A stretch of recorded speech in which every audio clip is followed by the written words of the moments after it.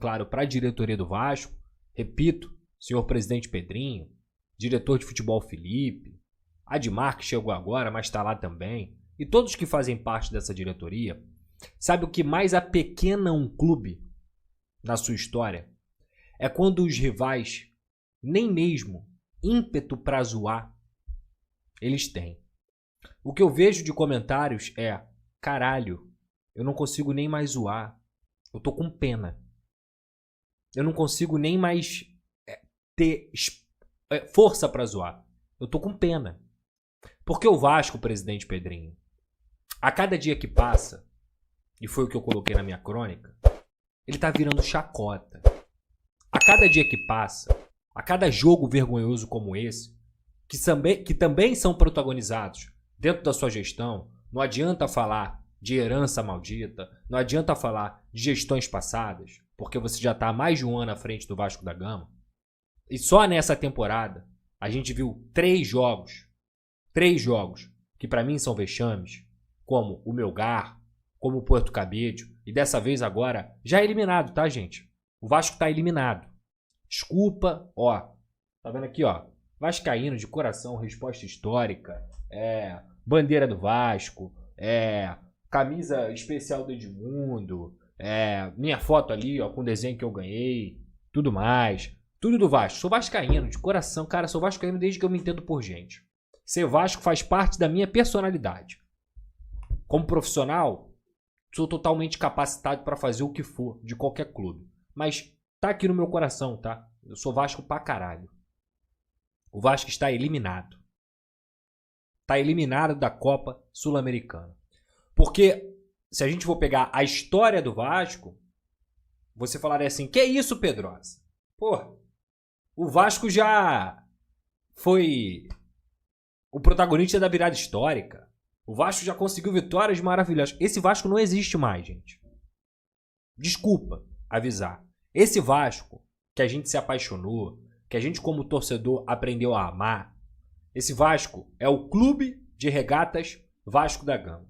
O time Vasco, representado pelos jogadores que hoje vestem a camisa do Vasco da Gama, ele não é capaz, nem talvez, de vencer o Independente Del Valle em São Januário. Muito menos conseguir uma classificação que a gente acha que dá, ou que sei lá quem acha que dá. Muito menos. Primeiro, porque para quem assistiu aí o SBT Esportes Rio hoje, eu entrei no programa e a primeira coisa que eu falei é: estou pessimista, tô com medo desse jogo, tô com medo do que vai acontecer. Eu avisei. Achava que ia ser 5-0? Claro que não. Mas eu não tinha nenhuma esperança de que o Vasco conseguiria uma vitória hoje, jogando lá no Equador, na altitude, contra o Independente Del Valle, que é o líder do campeonato equatoriano, que é uma equipe que só não se classificou na Libertadores por conta de saldo de gols e que tem um projeto esportivo e uma linha de trabalho muito mais coerente do que a do Vasco da Gama. É um time que é muito bem treinado e é treinado há mais tempo também. É uma equipe forte, com um projeto forte e que talvez nem tenha tanta torcida, mas o futebol hoje, se você não leva de forma séria e profissional, ele te premia com vergonha, tá? Então, eu já sabia. 5-0, fiquei com 5-0 na cabeça por conta do gol anulado. 4-0.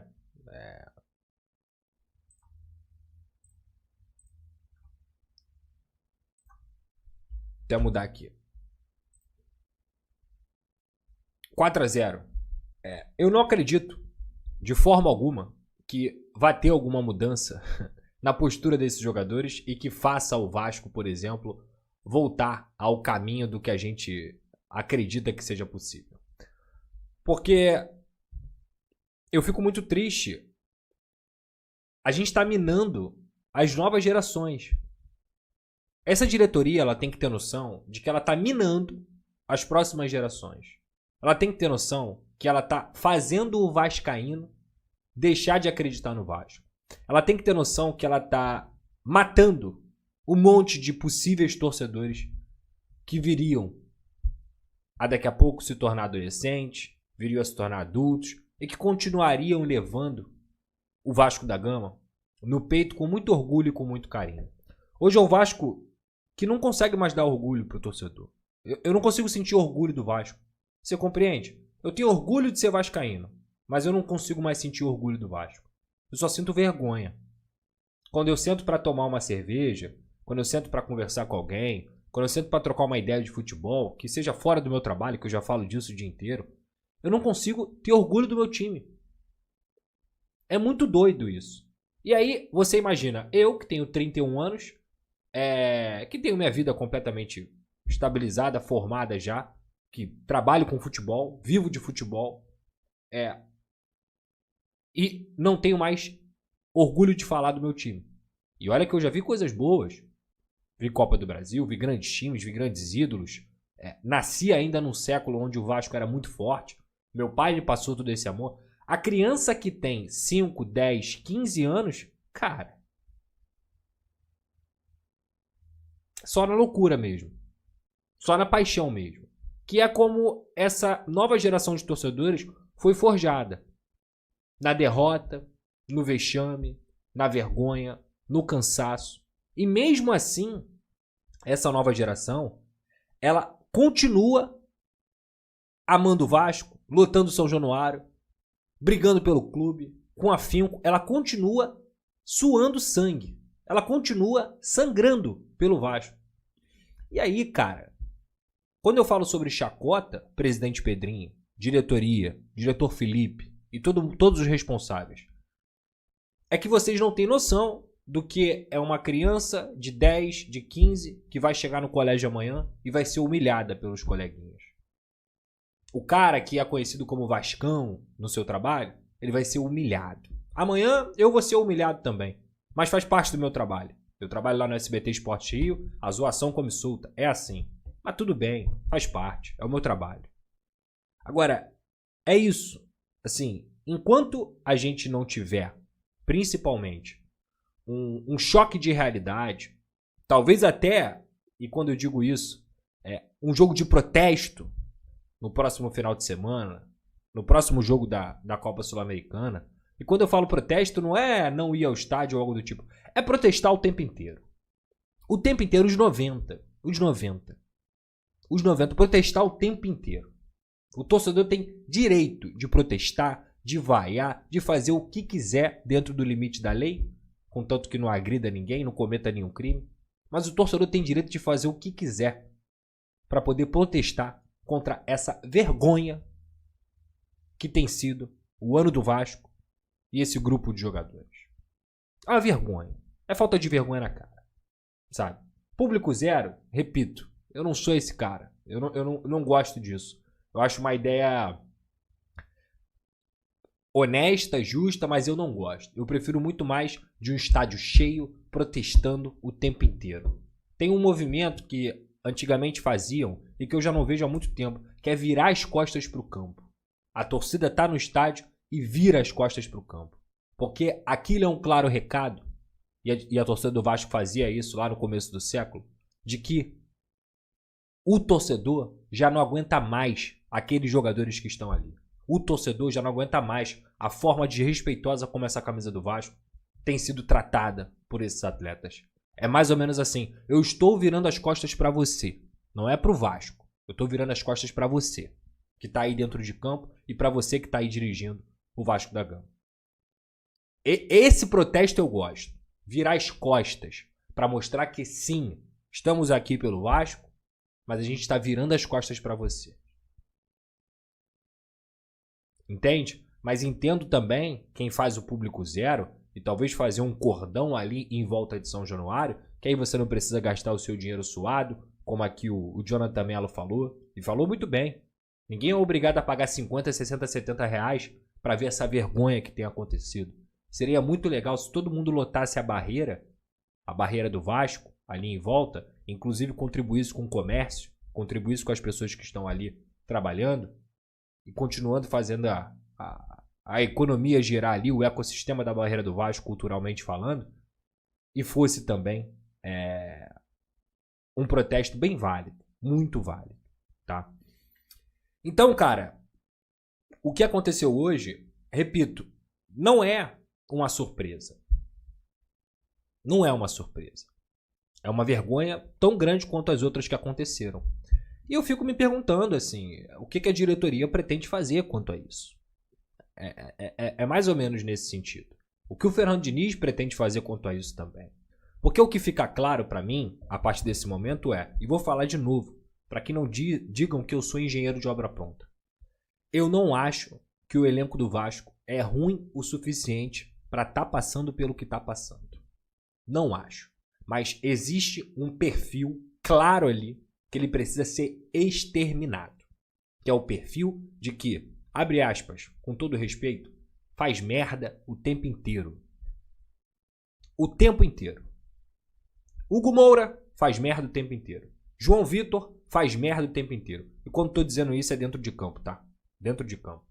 Hoje, Lucas Piton, que faz um ano também muito, mas muito abaixo do esperado, comprometeu o jogo do Vasco inteiro com a expulsão boba, imprudente e desnecessária que ele fez ali também.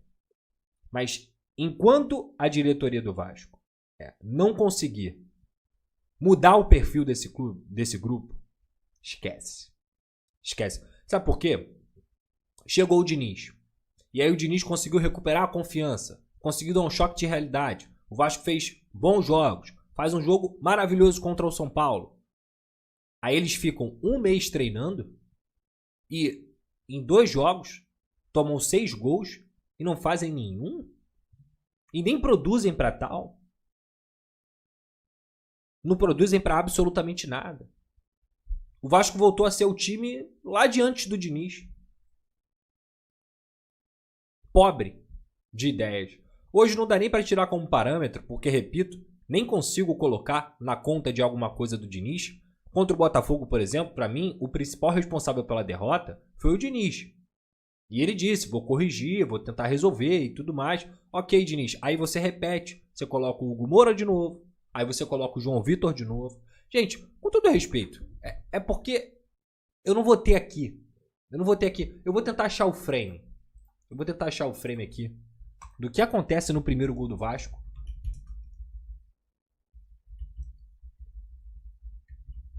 Deixa eu ver aqui se eu consigo achar. Que é uma coisa inaceitável, assim. É inaceitável. É um negócio ridículo. Ridículo. Aí eu tenho que ler. Ai, Pedrosa, poxa, mas você pega no pé do Hugo Moura. Porra, irmão, eu pego no pé de quem, cara? Eu pego no pé de quem? Você acha que eu quero perder meu tempo pegando no pé de jogador? Eu não pego no pé de ninguém. Se o jogador entregar, eu vou elogiar. Se o jogador fizer merda, errar, eu vou falar. Só que o problema é que os caras fazem merda o jogo inteiro. Todo jogo eles fazem merda. E o Hugo Moura é um deles. Todo jogo. Todo jogo. Hugo Moura e João Vitor estão na cena do crime. Hoje, novamente, eu não vou conseguir achar agora aqui. Eu vou falar pra vocês. O que aconteceu? O Hugo Moura, ele tá na entrada da área no primeiro gol, tá? Lucas Piton é expulso. Vamos falar do jogo agora. Lucas Piton é expulso. O Vasco corre durante 35 minutos ali, no seu limite, dentro de uma altitude, e esse time é fraco fisicamente, tem perfil fraco fisicamente, não sabe se defender decentemente. É um perfil de jogadores, inclusive, que já são mais velhos, que não tem perfil de intensidade, não tem perfil de correria, e a diretoria precisa buscar. Mas o Vasco conseguiu, a todo momento, nos primeiros 35 minutos após a expulsão do Lucas Piton, até os acréscimos, se defender. Fez 2 linhas de 4, contou com o Léo Jardim, que é um goleiro absurdo, e é o único que eu consigo salvar desse vexame que foi hoje. Ele evitou que o vexame e a vergonha fosse ainda maior. E aí, logo no primeiro momento... Salve, torcedor do Vasco, seja bem-vindo ao Vasco Full, todos os dias conteúdo exclusivo do Vasco pra vocês. Antes de mais nada, deixa seu like, se inscreve no canal, ativa o sininho das notificações se você não perde nenhuma notícia do Vasco da Gama.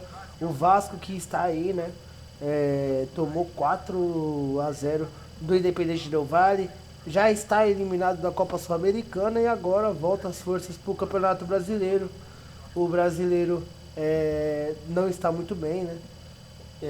Vem aí flertando com a zona do rebaixamento, precisa tomar cuidado para não ser rebaixado. Deixa sua opinião, deixa seu comentário, Deus abençoe cada um de vocês, tamo junto, forte abraço e vamos Vasco!